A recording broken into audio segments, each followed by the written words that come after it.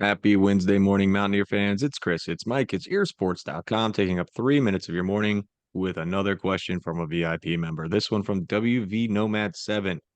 He asks, let's say there's a 22 round fantasy draft for the entire new Big 12 among the 16 2024 schools. How many Mountaineers would go in the first round? How many in the top 5 rounds? Just to clarify for those listening who are not very good at math, that means which WV players say the top 16 for the first round and the top 80 in the Big 12 if we're talking first 5 rounds. Mike, who is on your draft board from West Virginia University?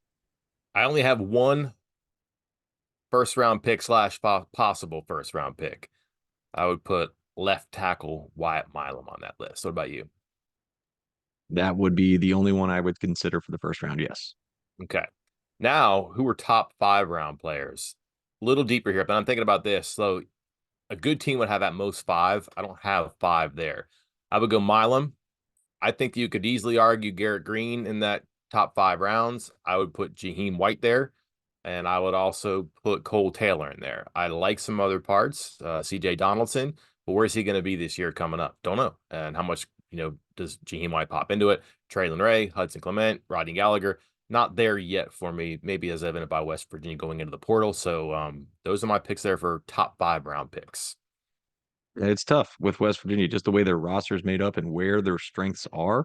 It's at a lot of positions where I think like the league is deep and maybe it's not a priority if I were sitting here trying to put together the best team possible because I'm thinking edge rushers, edge protectors. That's why Wyatt Milan would be up there. Linebackers, alpha receivers who just dominate the game.